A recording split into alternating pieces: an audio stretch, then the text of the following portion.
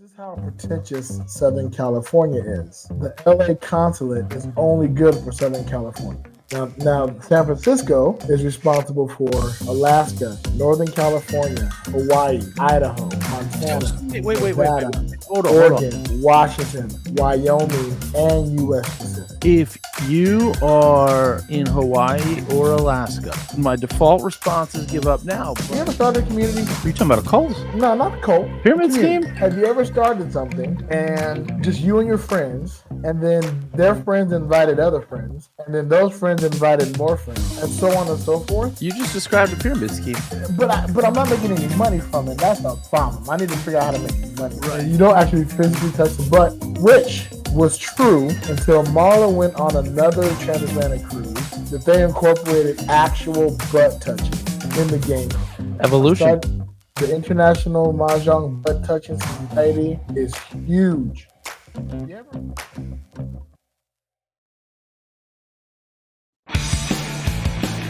Nope, wrong thing. Wrong thing. Thing that isn't live.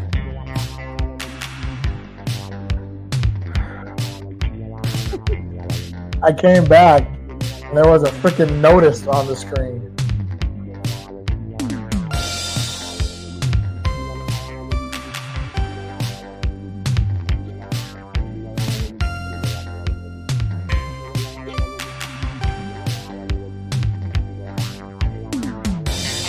All rise. The Court of the Mind is now in session. At least my little version of it in this little corner of the world. This is Judge Mentalist coming at you with another episode of Bigsexynomad. We might be live, depending on when you listen to this.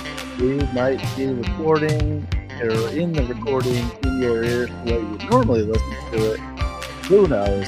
You knows. We don't. It's Big Sexy. Good morning, good afternoon, and good evening. Whenever this is hitting your ear holes, I hope that it is good. Dude, so much can change in a week. Yeah. Like big swings of change can happen.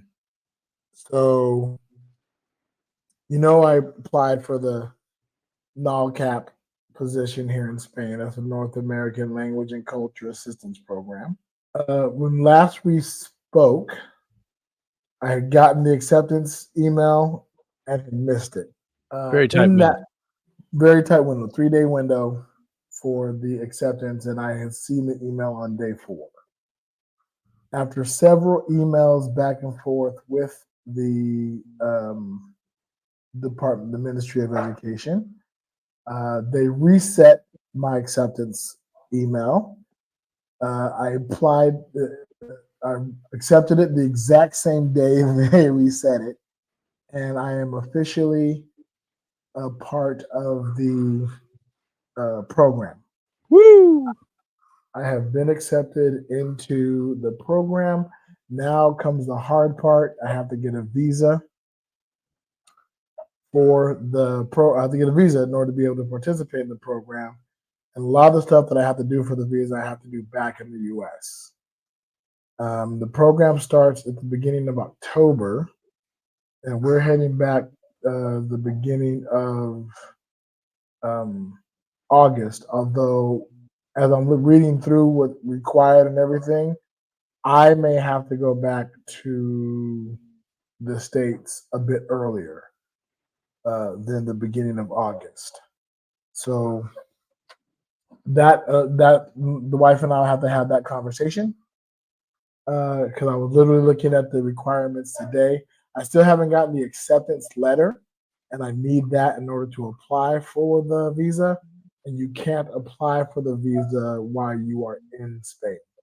I have to be in the U.S. to apply for it. I have to go to the consulate, which technically my address is still Nevada, so I have to go to the consulate in San Francisco, even though LA also has a consulate and it's closer. But this is how pretentious Southern California is. The LA consulate is only good for Southern California. And there's not one in There's not one in Nevada. In Nevada. No, the one in San Francisco takes care of like Nevada, Utah, I think even like Oregon and Washington, right? All that northwest of San Francisco, the continent San Francisco takes care of that. So if I'm Joe Nobody, okay? What up, Joe? We're going to shelf Big Sexy, who we know by virtue of what we do here on this podcast is comfortable traveling wherever he needs to travel to do whatever he needs to do. We're shelving that. That person is not who we're talking about here. We're talking about Joe Nobody. Joe Nobody, who somehow, because I know there are a few of these, was born, raised, and still resides in Nevada. Right. Let's say Henderson. All right. So we're not even going to make this connected to Vegas at all directly. I know that's a suburb, but just 20 years from now, Matt Donnelly's kid, for example. Right. Who, again, also another bad example. Matt Donnelly's kid, Joe Nobody. Matt Donnelly's neighbor's kid, okay? Because those kids are going to be comfortable traveling if they're not already by the time this would be relevant. Right. Decides that he or she wants to embark upon a similar opportunity to what you're exploring. You're telling me that person has to travel to San Francisco to meet somebody in person to do this? Yes. They have to make an appointment at the consulate and then get to San Francisco in order to... I wonder where I would have to go if I wanted to do this. You have to go to New York City or like... You might have to go to New York if you wanted to come to Spain. Yeah, or you're in Maryland. Yes.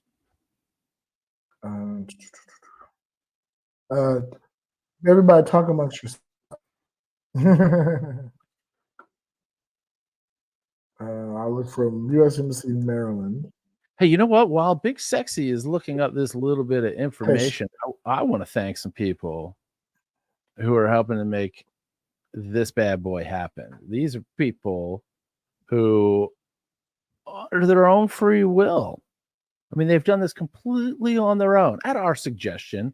And we know I'm a bit of a master of influence and suggestion, but you still have to take that next step. These folks have gone either to patreon.com/bigsexynomad. I don't even remember what it is because I just go to bullwiththebutthole.com. These folks have gone there and have signed up. There is a free tier. There are paid tiers that get you swag, but there is a free tier. So you don't even have to pay us money over there at bullwiththebutthole.com to get your name on this list. We're talking about J.W. Reynolds, a.k.a. Scoop Jesus, a.k.a. Scoop Jesus, a.k.a. Journeyman Jesus, who he didn't put that in here, but I know that he put it in an email. We got Jesus. Estafix. How close was I? Good. A Steftix, yeah. We got Galen Diggs, Jen, Tess, Joe Smith, Rainbow, Dreamcatcher, The Love Podcast.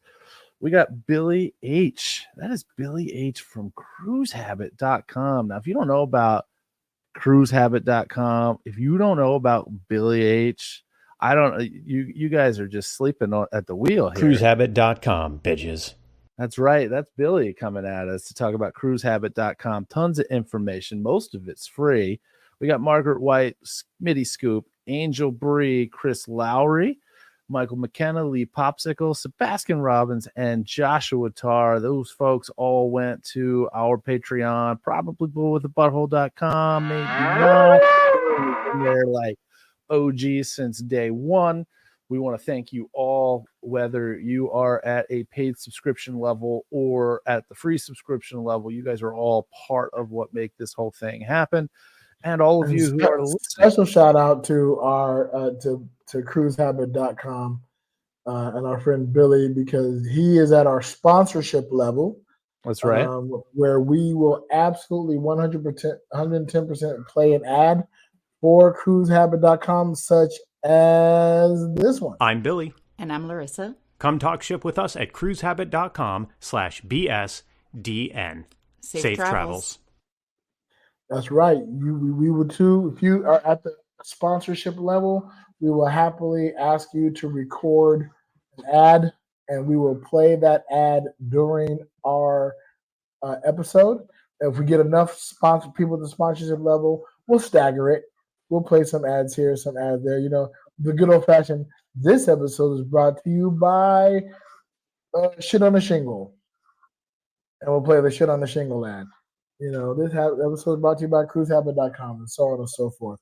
So feel free to join the sponsorship level, even if you don't necessarily want to have an ad. You just want to support the podcast at that level. Feel free to go swing on over to www.patreon.com/bigsexydigitalnomad, or better yet, just bullwiththebutthole.com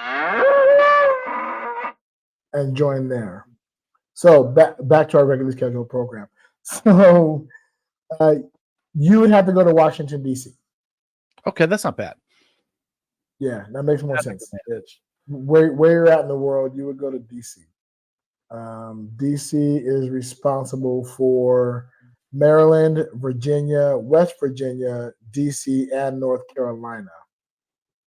Whereas New York is responsible for New York, Connecticut, Delaware, Pennsylvania, and New Jersey. Now San Francisco is responsible for, hold on to your butts, Alaska, Northern California, Hawaii, Idaho, Montana, Nevada, Hold Oregon, on. Washington, Wyoming, and U.S. Pacific. So if you are in Hawaii or Alaska and you want to do this program that you're doing, my default response is give up now, but you've got to go to San Francisco.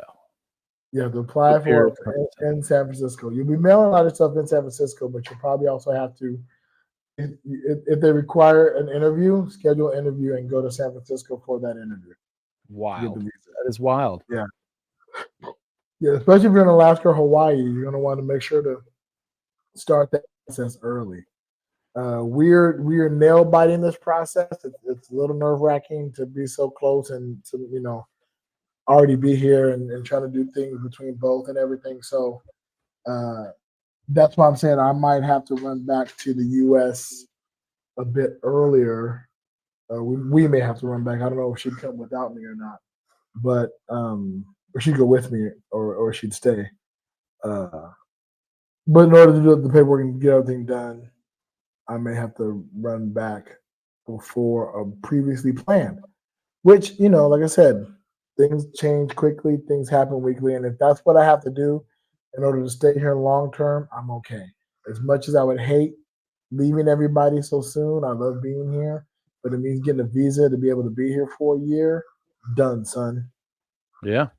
Yeah. So right now, what I'm waiting on is the official letter of acceptance, and as per my slip up before, I now officially check my email at least a day, because I never want to miss that again, ever.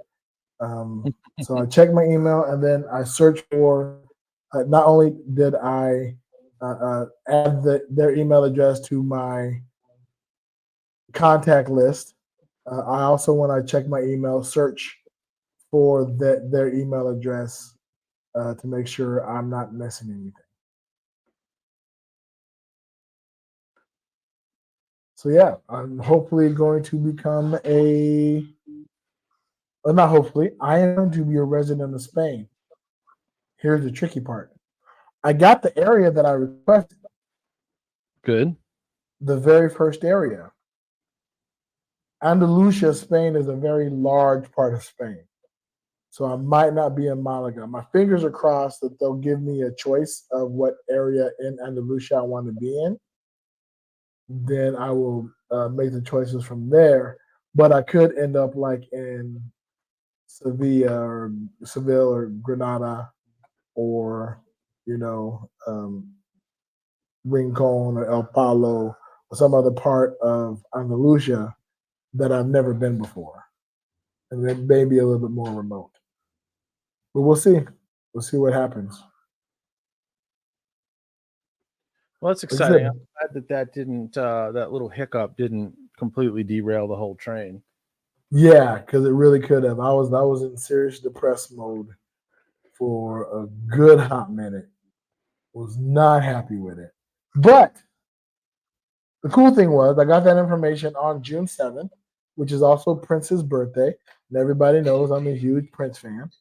And so it just felt apropos that that I would all come together on that day. And I have been since that information been celebrating. I've done karaoke. Listeners, if you hear my voice sound a little bit funny, it's because I got sick and lost my voice on that celebratory weekend. I went out a lot, did a lot of hanging out, and it cost me physically. I got a good old fashioned throat congestion. Luckily, my our Airbnb host who lives here as well had a COVID test. Took the COVID test. It was not COVID, thank goodness. But I was worried it might be because again I was around several large groups of people. Even went to not a concert, but like a big party of sorts. And so, you always got to check and always got to be careful. So I took it easy for a week, rested up. That's why we're doing this on Monday instead of Thursday as of this streaming, because yours truly my voice was way worse than it is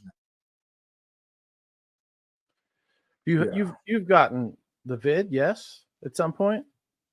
Nope. No positive test for you? Not once ever.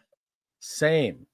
We are officially number one, have never tested positive for COVID podcast out there on the worldwide internet web. That is absolutely 110%. I can't tell you how many times I've shoved one of those swabs up my nose. For real. Oh, I hate it. And here's the crazy thing. Here's the worst part about it. I'm ticklish. Even in my fucking nose. So swirling that thing around in my nostrils before it touches my brain is a unique sense of torture. Yeah, I mean, I can't even tell you how many times that I've tested, and I'm not just talking about home kits because that's a whole nother thing, but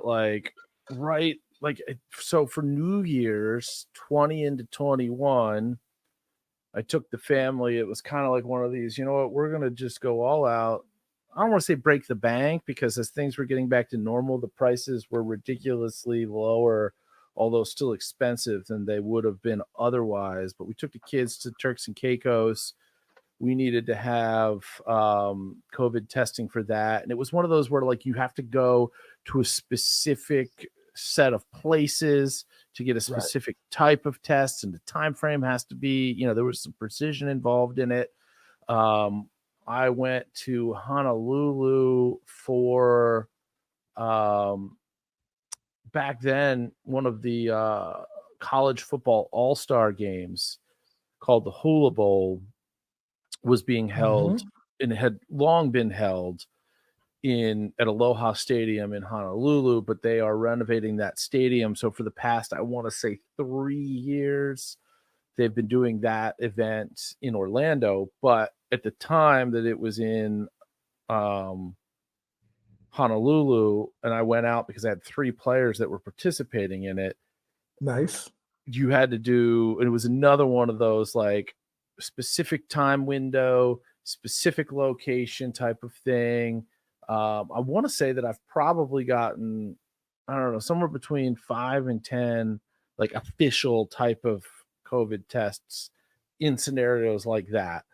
Plus, I've burned through, there were times in which, in the earlier days of when I was going to McBride's Mystery School, they've obviously relaxed this like most other things have recently, but right out of it when they first started that back up, you were required to do home tests every day, from your hotel before showing up to the mystery school.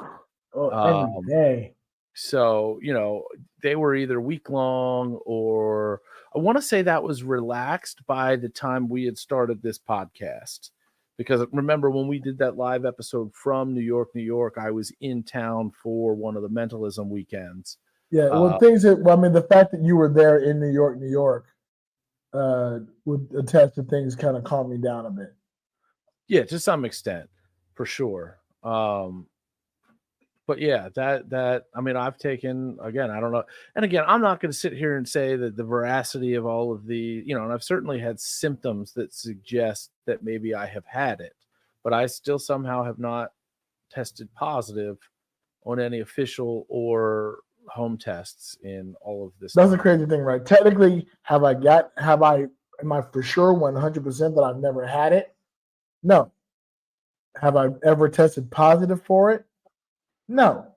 And anytime I felt like I could have it, any of the symptoms or whatever, I test. Right. And I have never tested positive. Yeah. Yeah, even here in Spain. I'm glad to know they have COVID tests here, still have COVID tests. And, I hope I never have a reason to check again. But, luckily I didn't get it. And, yeah. But it's been a crazy fucking week. I want to give a personal shout out to all the new people I've met this week. Big Sexy is out here, still doing his thing, still meeting folks, still growing the podcast. Shout out to the latest newcomers that got interviewed, to Jacob and Karina, who have become close friends, and we're probably going to stay in their apartment. They're Polish couple. We're going to head back to Poland soon, so we might take over their apartment for a weekend or two. And then shout out to Agna, who joined at Mahjong on Sunday, because we're still doing Mahjong, ladies and gentlemen. The International Mahjong Butt Touching Society is huge. You ever been a part of a community? You ever started a community? Have you ever started a community, Judgmentalist? Are you talking about a cult? No, not a cult. Pyramid scheme? Have you ever started something and just you and your friends, and then their friends invited other friends, and then those friends invited more friends, and so on and so forth? You just described a pyramid scheme, but but I'm not making any money from it. That's the problem. I need to figure out how to make money. Right. From it. Yeah.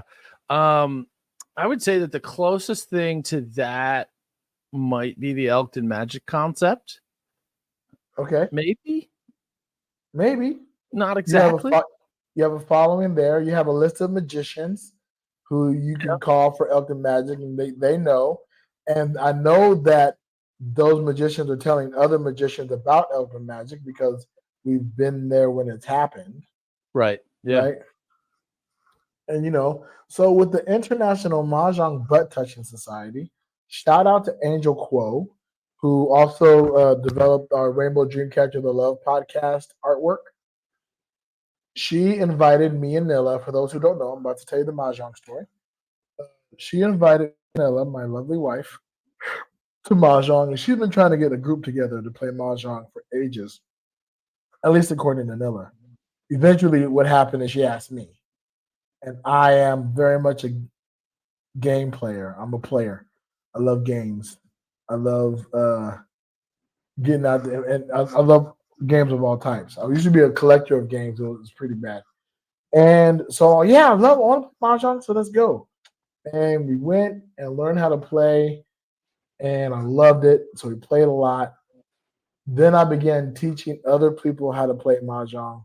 What I made sure to do was I had Angel teach other people how to play Mahjong, and then I sat there and listened to her teach, right, so that I can understand it and get the lessons and be able to teach it. So when I went on the cruise, as listeners may recall, the transatlantic over to Spain, which was over a year ago. Like, let that sink in. That I've been doing Spain for over a year. More than, it's been a year and like 2 or 3 months, because that was end of April into May. It was May. We touched down in Spain May 5th or May 7th, one of the two. I don't remember. I think it was May 5th. I think it was Cinco de Mayo. Because I thought it was funny that it was Cinco de Mayo and we're in Spain. So we on the ship, I taught 30 people how to play Mahjong. 30 different people. One of the people that I taught 2 other people. So on the Virgin Voyages transatlantic cruise back in 2023, 32 people learned how to play Mahjong because of me. Right? Like that's mind-blowing to me. One of those people is our friend Marla. Shout out to Marla, who was a guest on the podcast early on. I interviewed her for the cruise. She was the Facebook ad target audience. She has taught about 30 to 40 people in her hometown, in her home state of Chicago, and family and friends in different community how to play. She, of course, teaches them the big sexy way because she learned from me, which involves the butt touching. The butt touching doesn't happen in every single Mahjong. That's not commonplace. If you learn Mahjong with the International Butt Touching Society and you go to play with other Mahjong players and you say, oh, I get to touch the butt, they're not going to know what the fuck you're talking about. You may have to explain it, right? The explanation is simple. It's funny. Marla was telling me that she didn't. Some of the family members don't know about the butt touching part of it because she didn't teach that part of it. And she's like, I don't know if they would have been okay with it. You know, some of them were very prude and very, conservative. And I said, look, everybody loves touching the butt. Everybody. And if they have questions about it, you just explain it. It's simple. And you go, oh, okay, that makes sense. It's cute. It's cute. It's butt touching, And you don't actually physically touch the butt, which was true until Marla went on another transatlantic cruise, taught people on that cruise ship how to play Mahjong. And there were, young, fun, hip people that they incorporated actual butt touching in the gameplay. Evolution. Evolution, right? Evolution. And I get to be proud. I'm a proud papa. I'm on Marla. You got to get all those people in the Facebook, or I'll have to start an Instagram page and get everybody to follow the Instagram of the International Mahjong Butt Touching Society. And it's growing. It's massive. I've taught 50 people in total, or 57 now, 57 or 8 now in total how to play Mahjong. That's a lot of people. I keep thinking if each one of those people paid me $10 to teach how to play Mahjong, I'd have a good chunk of money right now. Yeah. I'd have a really nice Mahjong set. So one of the things I'm looking to incorporate once we're here long term, and I want to start a Mahjong club and have it be like, you pay €15 a month to be a member of the club. You get access to all the games, you get instruction, the scorecard, you input into the International Mahjong Butt Touching Society database, which there is one. There's an ongoing scorekeep, done by our friends back in Vegas. Again, and they keep teaching people back there. Angel hasn't stopped teaching folks. People come each week on a Sunday and play the game. So it's massive, bro. It's massive. And I help generate that, which go, man, if I can just figure out how to monetize that, monetize that ability, I can get somewhere in life. It's a process, difficult with you spreading the seeds of that knowledge all over the world and not doing it in one isolated place, but not impossible. That's for sure. Yeah, not impossible. If what I have to realize is I make myself the isolated place. Yeah. I am the isolation. I need to. One thing I need to do is I need to teach more people, and maybe that's what I'll do. Is I'll offer a workshop to teach people how to teach people. right? And then make the workshop like, I don't know, like €50 or €75, whatever it is, for anybody who really wants to be able to go out in the world and teach other people how to play. I'll teach you how to play. You'll get your own set. I'll give you some background history. I'll teach you some of the Chinese of it, which means I got to learn some of the Chinese again. I learned a little bit playing with Angel, because Angel's Chinese, and I played with Angel, her mom, and her auntie as a friend. And believe me, they play Mahjong fast and they say everything in Chinese. So that was a very fun learning curve. So if I were to jump in on this right now, all right, where exactly on the pyramid would I be? So if you well, depending on who you learn from, you'd be right up at the top. You'd be one of the top tiers because you'd probably learn directly from me. Yeah. And so you'd be the third tier down because I learned from Angel, who's the top tier, and technically probably Angel's mama's the top tier, and aunt. But as far as the International Mahjong Butt Touching Society, Angel's the top tier. Everybody the initial part of the society is one tier below, and then we spread our fingers to the tier below that, and then other people have spread below that. We really are multi-level marketing without the money.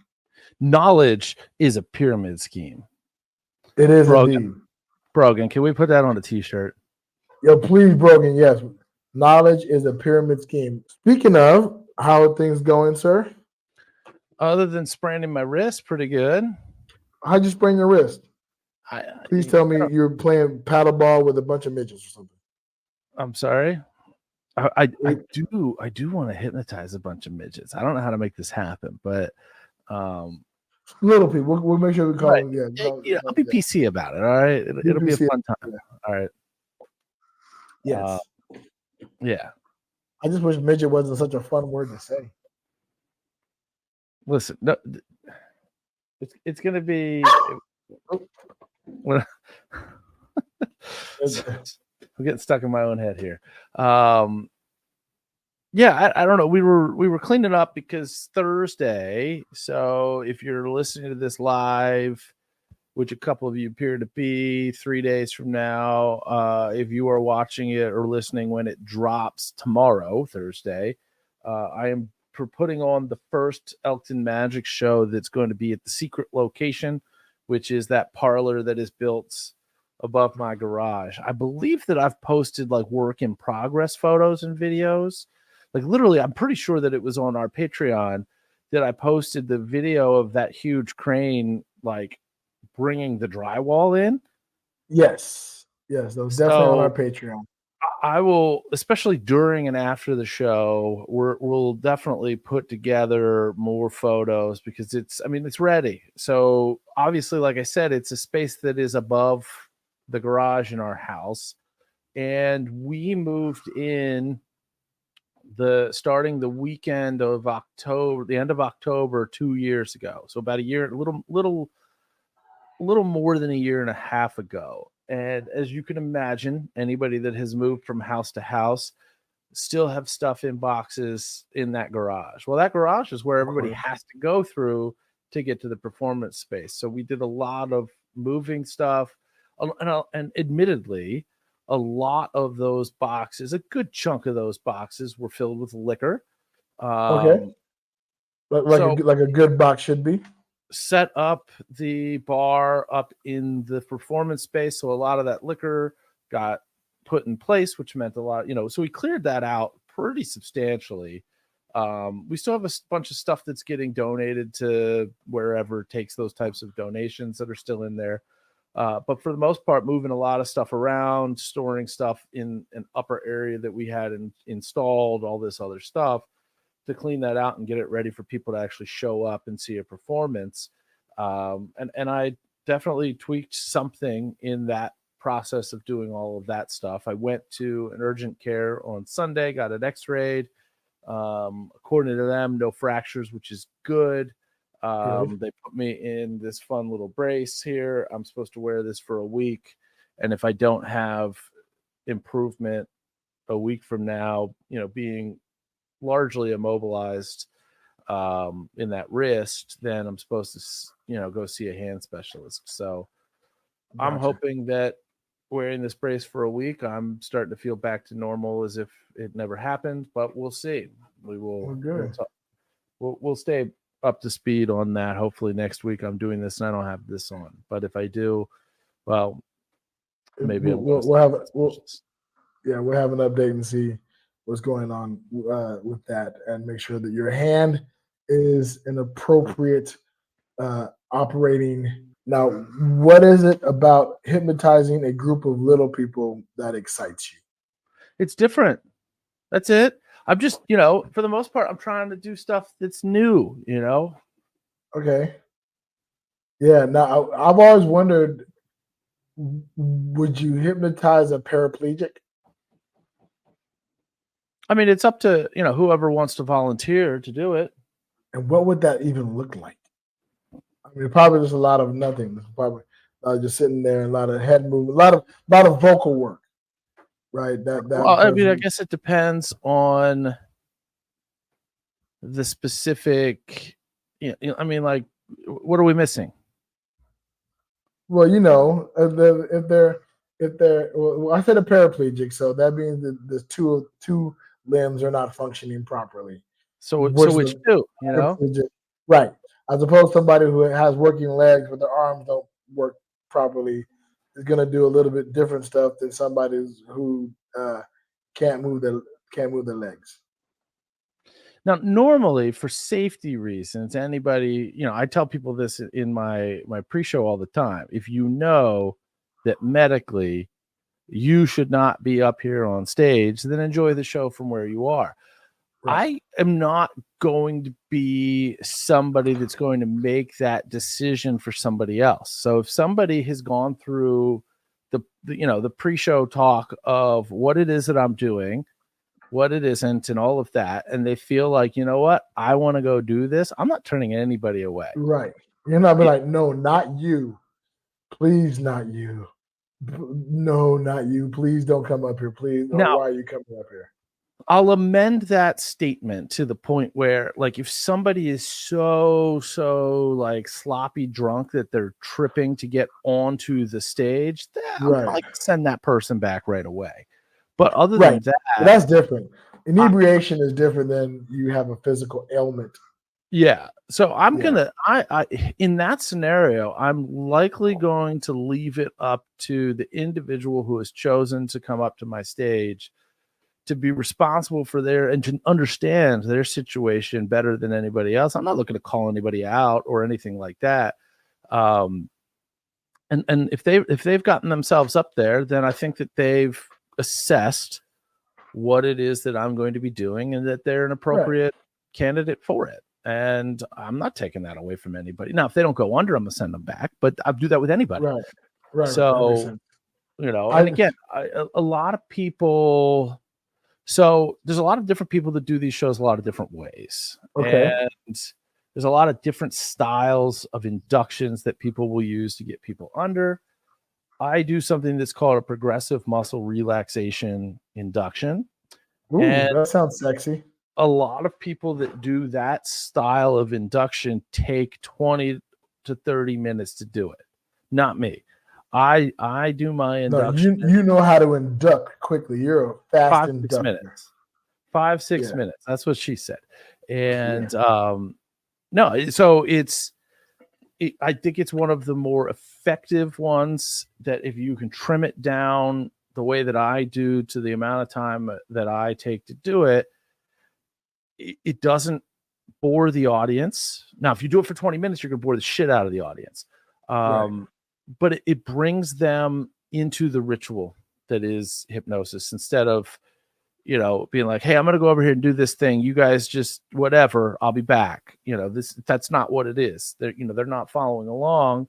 And some of them do. And I've done shows where I've invited, I think I talked about the wedding show that I did on here where people filled my chairs before I even got started. So I was like, you know what?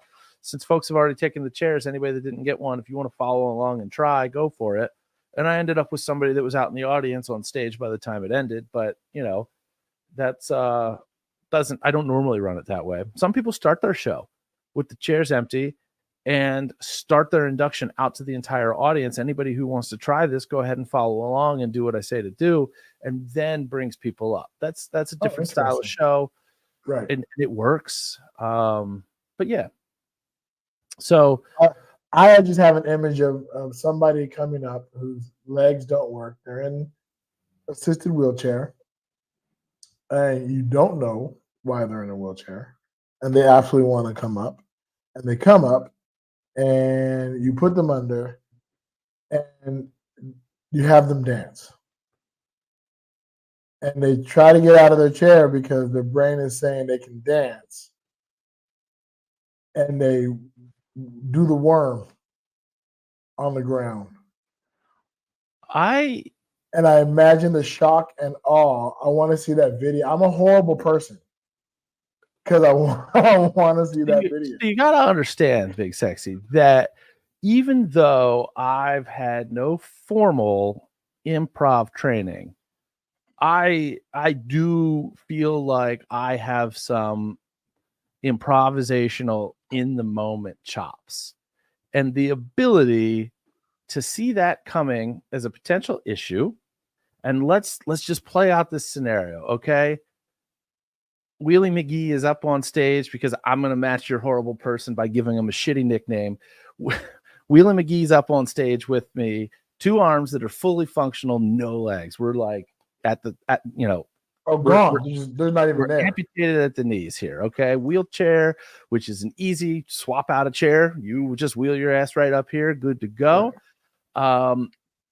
Everything's going. I will say that for the majority of the current version of my show, until we get to the final routine, everybody is seated. Okay. Their asses are glued to the chairs are glued to the floor, and a lot of what they're doing is seated. Even a lot of the routines that I am swapping in and a lot of the concepts that I'm playing around with, which we're not going to get too much into now because of the time on this, but we should probably devote an episode to just kind of brainstorming routines because I love it. Why not? It's fun, and it's something that we could totally get listener input from, and I would love to have listener input on this topic. In fact, what I'm going to do, I'm going to throw this out there right now.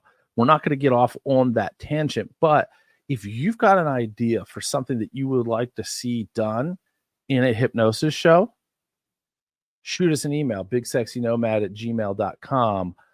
I would love to just, and I don't care how stupid you think the idea is, how there's no way that this could even possibly work. The idea would be something that you would like to see me get random ass people on stage to do.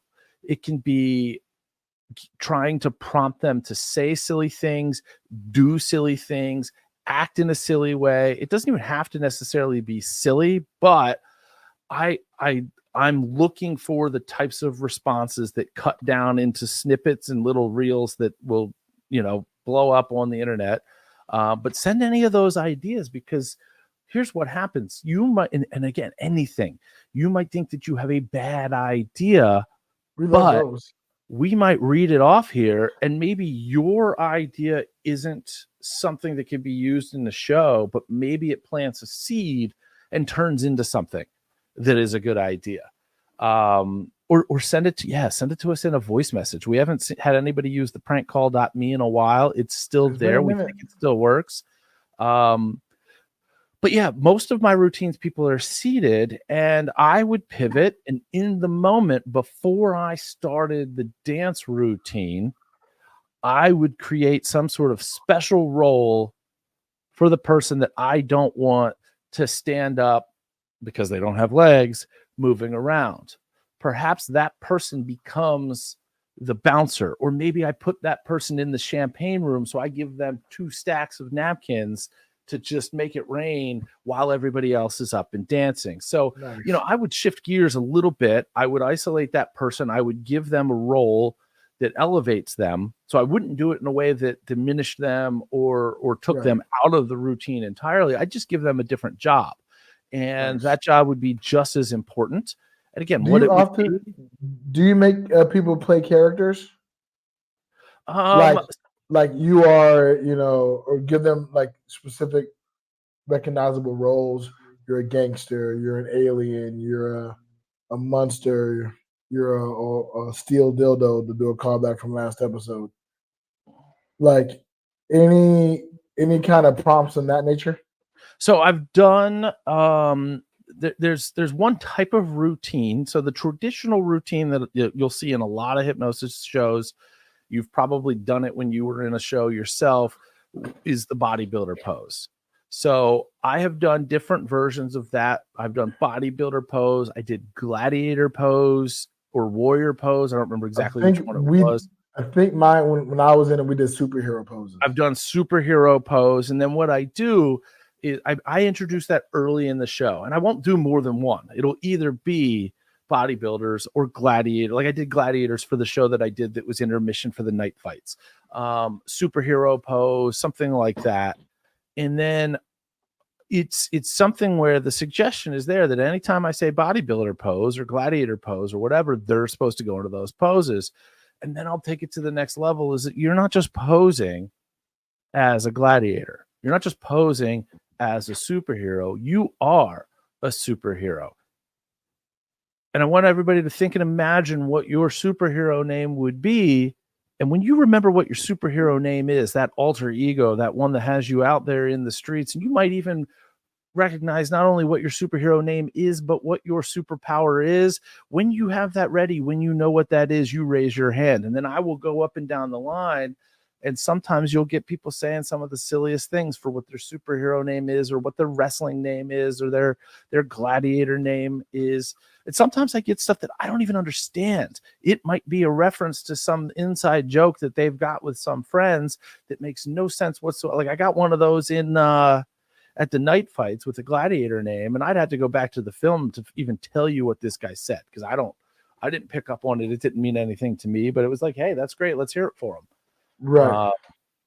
So yeah, Nice. and some of that stuff, the way that I set up my set list is that I've got kind of a handful of what I call wild card routines, and they're routines that I may or may not do depending on who I've got, how playful they are, how fun they are. Like I'm looking to get certain people reacting certain ways to do certain routines. Not every, Right. It's not one size fits all. It's not every crowd is the same, which is that's one thing I love about hypnotism and that type of thing.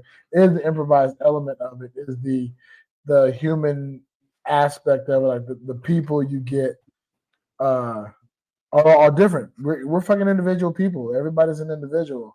So what you bring to the show is varies, and I think that's awesome. Yeah, I mean, over the past year, I have evolved largely the same set list, and there have been some things that have tweaked here and there or whatever, but I'm doing largely the same show with those elements, like having the wild card section where maybe I do some of these routines, maybe I don't, depending on the people, but the base, the skeleton of it has been largely very similar, again with some tweaks over the year, but no big changes. I haven't blown it up and rebuilt the show yet. That's happening for Rochester.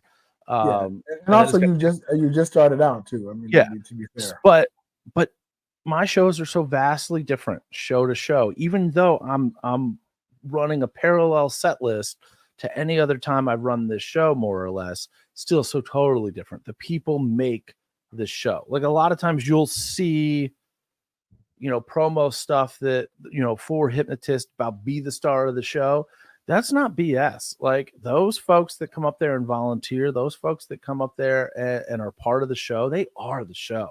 They are what make it special. So when you get super creative people up there, and there's no way to know that, because again, my volunteer process is open invitation. I explain what it is, what it isn't, who I don't want up on stage.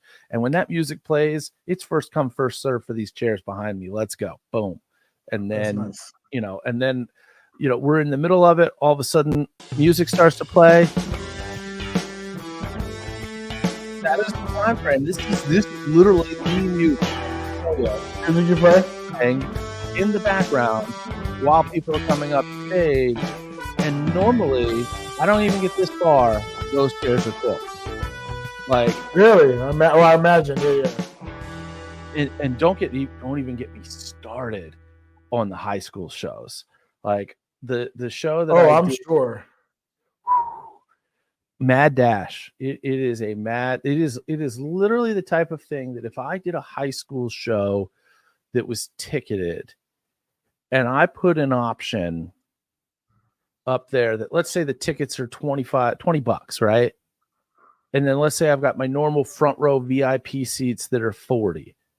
If I sold tickets for $60, 3 times the general admission price, but it guaranteed you a seat on that stage, those tickets would sell first.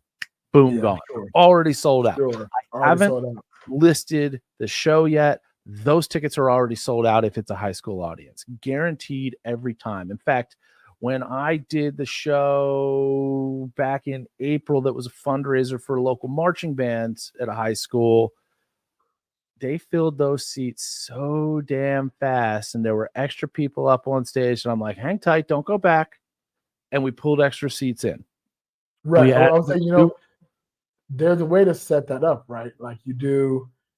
Let's say you have, what's your normal hypnotize number? Between 8 and 15, how many people? I've not done a show big enough to set 15. I think the biggest I've set chair wise has been 10. The smallest I've set is 5. Okay. And I try to make it kind of and there's no hard and fast rule on this in my head, but I kind of feel, hey, how big is the audience? Like if I've got 50 to 60 people in an audience, which is usually on the lower side for most of the shows that I do, I'm setting 5 or 6 chairs. About 10%, but I stopped that. If I have 200 people in an audience, I'm setting 10 chairs. If I have 300 people in an audience, I'm setting 10 chairs. That right now, so 10 is your max. Right now, 10 is your max. Right now, without having a full-time dedicated assistant to keep tabs on the people up there with me, 10 is my max because I don't want 10 people on stage for the show. I want 6, 5. 7's a stretch. Like I gotta make sure these people stay safe, and that number may modify even more depending on the setup. If I've got a stage where I'm 8 feet off the ground and there's a huge drop off into like an orchestra pit or something, less chairs. Less chairs means less people I've got to juggle when they're up there because they are my responsibility, and it's super difficult for me to be looking at these folks and paying attention to these folks and looking and engaging and making eye contact with the audience in general all at the same time. So, and I've got tricks and tactics that I use that position me in a way that all of that still works out. You'll see me in some of the videos spending a lot of time standing behind the volunteers once the show gets started. Now there's certain times in which I need to be in front of them. Like I'm not throwing, I'll always move back in front of them to give them napkins or whatever I'm doing, which is something that I'm also experimenting with, pivoting out of. In my June 27th show is probably going to be an experiment where I try out something new to potentially replace the napkins. Routine wise, it's going to be a similar concept. I'm just replacing the napkins themselves. And we're going to see how that goes. And I'm going to try to create a merchandising opportunity out of it. Whether it works, we'll see. Well, my point was that if you make some of those on-stage seats VIP, and then you leave extra for general audience, right? You're like, if you have a VIP too, right? So let's say let's say you max out at 10, and you sell, 4 of those are VIP. So you're still going to get the majority of the people who show up in your audience on stage, but 4 of them paid to be there, or maybe 6, like whatever, like do the majority. So 6 people paid to be there. You know what? I know there's some people who didn't know, maybe not have known about the opportunity, whatever. We're still going to pull up a few people from the audience as well. If you want to come up, we have these seats available. Another idea though, which stems from what you're saying, is, we're going to start any show of hands. Anybody in the VIP rows that wants to come up here on stage before the music starts, you guys go ahead and come on up. Right. And everybody else, when the music starts, fill in any seats that are left. I could give priority to the people in the VIP seats, people who have paid more for their ticket. And it's not necessarily an obligation. Like maybe sometimes people just are sitting in the front row because they want to be sitting in the front row, they don't want to be on stage. I'm not forcing. From my perspective, I'm not forcing anybody to go up there any more than I normally would, because I don't feel like doing that. There's no need to do that. I've never had a problem getting people to fill those seats. Once you get an assistant, once you get somebody who can help you out, this is what I've seen done at some of the hypnotist shows I went to in Vegas and other places, is however many people you want, you put double that number of seats on the stage. Yeah. Right. And so then as you eliminate folks, your assistant comes up and removes that chair. And like when Kevin does his show in Vegas, he normally has 2 rows of seats, one in front of the other set up. Some people, I've seen shows where people will have 15 seats set up in a row, and when they fill, then they let people stand behind them. I don't know that I would personally do that. I'm not saying I'd never do it, but at this point in my comfort level in the career with juggling people, I don't want putting people under that are standing up. No, yeah, I can't imagine that. I can't imagine. I can't imagine wanting to be being put under standing up. Right. Because I wouldn't feel comfortable taking that to the next step. I would be super uncomfortable if I had more people under than I had chairs and didn't have a place to shuffle them back into the line where they'd had a seat. That would be tough. But yeah. Yeah. Well, shoot, we're almost done. One thing I want to mention before we sign off and get out of here, or rather have you mention, is about the swag. I want to give an official apology to the folks who haven't gotten their swag. Congratulations to all the winners and what have you, people who won the swag. It's coming. Yeah, a couple weeks ago we talked about TeePublic and me and some issues with that. Not that there are any issues with TeePublic, but I decided to go directly to a local vendor. Those t-shirts are completed. I have to pick them up probably today or tomorrow. So anybody who's still waiting for one of those t-shirts, it should be coming soon, and you're going to get bonus swag. All right. So whatever size t-shirt you are expecting in Big Sexy Nomad style, you are also going to get one of the same size Between Two Minds. I have Between Two Minds lapel pins. I have stickers. All that stuff's going to be in the package. I probably should just surprise you guys with this and not tell you ahead of time, but guess what? I'm telling you about it. There's probably not a ton of time for this, but if by chance you hear this and are like, oh, let me shoot them a real quick email, I want that Between Two Minds swag to be in this size.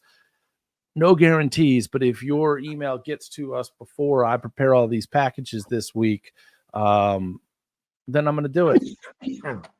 Not that those shirts are going anywhere. So on that note, and Big Sexy having a little bit of a I'm back. I had some coughing issues and some a little coughing spree. My our Airbnb host smoking, and so had a little reaction to that.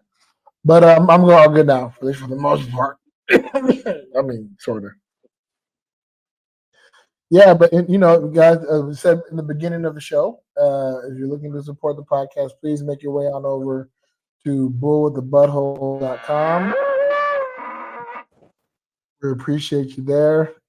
Please, you can join for free, which is awesome. You can join the community for free. That's amazing. But if you love to support the podcast, you can join one of the many tiers that we have available. And each tier gets you a little bit more of something. For example, if you're on our paid tier, just the $1 tier, you have video access you have access to the bonus videos, right? The bonus episodes are audio on all our platforms as normal, but we also do video as well. And if you catch not the last interview that I did, but the second to last interview I did, you get to see we had our very first in studio gift. I say in studio. They came to my apartment and brought me a gift, and it was some hazelnut vodka. Ooh. It was phenomenally delicious, and I took the sip on air. And if you're a member of our Patreon, you get to see that shot happen. And my initial reaction, because no matter what, even though it was delicious, it's still fucking vodka. So I still had a different reaction. You get to enjoy that over there on our Patreon. So please feel free to join and subscribe. We appreciate it. And we thank all our subscribers. As you can see, also your name will get read at the top of an episode. We're going to start doing that more frequently and try to get that more consistent, as it were. We continue to grow, ladies and gentlemen. We are getting better, hopefully, each time. Realize this will be episode 91. And I think it's episode 91. Anyway, no matter what, I mean, that's 9 episodes before episode 100. And I got some big ideas and some big plans for our 100th episode. So stay tuned and keep following us and tell somebody. As we mentioned, we are a pyramid scheme. So if you're listening now, you're in the top tier. Knowledge is a pyramid scheme. Yeah. And if you share with somebody else, then they join because of you. Imagine how much they're going to love you, and you're going to profit off that knowledge as well. So please share our podcast with anybody you think would enjoy our particular brand of madness. I'm also in coming up on I'm in a creative space, and so I need some parody song ideas. So listeners, please send me some parody song ideas. You can either give me a song you want me to parody, a subject matter you want me to write a parody song about, or both. If you have like, oh man, I love this Dua Lipa song, and I want to hear it about a bagel. Then give me the song title and the fact that you want it about a bagel, and within a few days I'll have a parody song for you. And if you request it when I record it, I'll make sure you personally get a digital copy as well. The copy will also go up on our Patreon, and I'll probably play a snippet of it in one of our episodes. Gotta love it. You have any other shows you got coming up at all? Anything else to promote? Always got more shows coming. I got a new website. It's not an actual website, but if you go to seethenextshow.com, that's seethenextshow.com, it's going to take you to wherever my next show is. The only hiccup in that is when I have shows on back-to-back days, it's not going to get updated fast enough for you to do it. So just go to judgmentalist.com or betweentwominds.com. Yeah. Cool deal. Well, listeners, thank y'all very much. We appreciate y'all tuning in. And in the meantime,